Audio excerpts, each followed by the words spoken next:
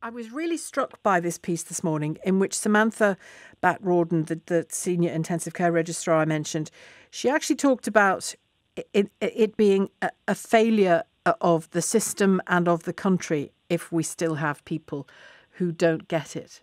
It's the job of the system, and as in the health system and the country, the government, to help people to get it. Oh, absolutely. It absolutely is, Sheila. And may I say, you're doing a very good job, though, because the more this is talked about, it's raising awareness. Because as a doctor myself, I quite frequently have patients with chronic health conditions, actually. And I'm a patient with a chronic health condition myself. And so I really understand that as a doctor. And they're scared that their health, many people do it because they're scared it might make their underlying health condition worse. But actually they are people with taking medical advice who are probably likely to be more at risk. So as long as they've taken their doctor's medical advice, if their doctor says you should be vaccinated, then they should be vaccinated, because as it stands, we have 8 million adults in the UK, and I'm not even accounting for those under 18 who at the moment can't get the vaccine unless they're in particular high-risk categories, who remain unvaccinated. And we also know that 60% of hospital admissions at the moment are unvaccinated people. And so with those two statistics in your head, there's a lot for this coronavirus to play with. And although we know that cases are going down at the moment, there's always a lag between relaxing of restrictions, which is what happened on the 19th of July, and really seeing what's going on in our hospitals. Yeah, it's the figures for next week, the week after, and the week after, and as you say, hospital and ICU admissions. Those are the figures that are of real interest to us, aren't they? But yeah, and if we go back to the actual comment that Samantha made about the system and about the government, there is a degree of personal responsibility, but she's right, there is also the state and the government. And what my job is, I never lecture people. What I do is I try and meet them and say, why is it that you're fearful of the vaccine? And there will always be a reason that you can explore with them.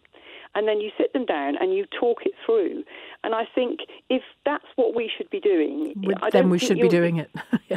Sorry? If that's what we need to do, that's what we need to do. That is what, and I think that's effectively what your programme is helping to do, because if you're raising awareness of this, even if you only got one person to go and get their vaccine, Sheila, then that's a win. Yeah. Because at the moment, if we can then achieve what we call herd immunity, then this whole thing is a nightmare that's been cast across the world is going to start going away. And it's especially important, as I'm sure you know, because the restrictions have been relaxed, for us all still to make sure that we are, being sensible in gatherings, and that we're obeying social distancing, wearing masks where appropriate, and that our behaviour now will also predict that we don't get that rise again. Yeah, I mean, the vaccine is fundamental to this, but it's not the only measure, is it? Yeah, because vaccines aren't 100% effective either. No. Everybody can quote a case where someone's had their vaccine and they get COVID. Of course they can, and some of the anti-vaxxers use that. But actually, overwhelmingly, the connection that we were getting between number of cases and deaths is being broken. It's not broken completely yet, but that is happening. And it's keeping probably 80% of people out of hospital, 80 to 90% of those who are vaccinated out of hospital. Well, and that's really important. The latest estimate from the Health Secretary in the Commons last week was that the vaccine had saved 30,000 lives this year. Now, and that's why, after reading Samantha's piece this morning, or the piece in The Guardian in which she's heavily quoted, that's what made me want to do this hour, because I just thought 30,000 lives. And there's a heartbreaking account in this article about named individuals. Sarah Marsh wrote the article.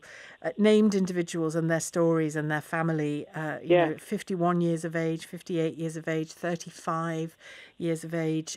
And, you just want anyone listening to just think, which figure do you want to be in? Do you want to be the figures in intensive care, or do you want to be the figures amongst the 30,000 that don't die? Which figure do you want to be in? Which stat do you want to be in? And it is that it's that simple, really, isn't it? It is that simple. And anyone who's been a patient, anyone who's faced any form of physical illness, what you're trying to do, all right, you're always trying to beat the odds. And it's the same here with COVID. If you have this vaccination, then you will more than likely beat the odds. And what I would say to anyone out there listening is, if there's anything about the vaccine that fills you with fear or any questions that you want to ask away. That's what we're here for. You won't have the finger wagged at you. You won't be described as an anti-vaxxer. No, I never do that with my patients. And throughout this, I remember once the vaccines were available, I remember speaking to my producer at the time, and I said, look, we need to. I'm not having anti-vaxxers on, and I say this all. I'm not having anti-vaxxers on the program who are political ideologues about vaccination.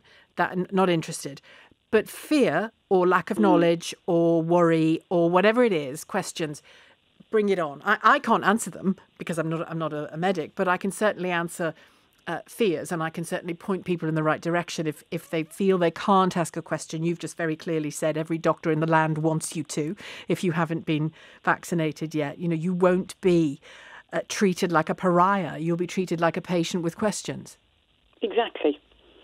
Yeah, and you won't be dismissed. I think a lot of people are worried about just being dismissed. And the medical profession's not perfect in that respect. There's always stories about people being ignored. But one of the first things you actually taught at medical school is to listen to your patient. And we're all human. We don't get everything right. But actually, I think this pandemic has taught us all a very important truth. And that is, it sounds a bit trite, Sheila, but we are all in this together. If we can, as a country, move through this together, support each other, and not come to blows with each other, and try and listen more to each other, then that's a way forward that doesn't actually just apply to COVID-19, but it actually applies for us to have a better future in general, don't you think? I certainly do. I'm going to attempt to do it for the next 45 minutes on this very topic. Thanks very much indeed for joining us today, Dr. Jenny Vaughan, Chair of the Doctors Association.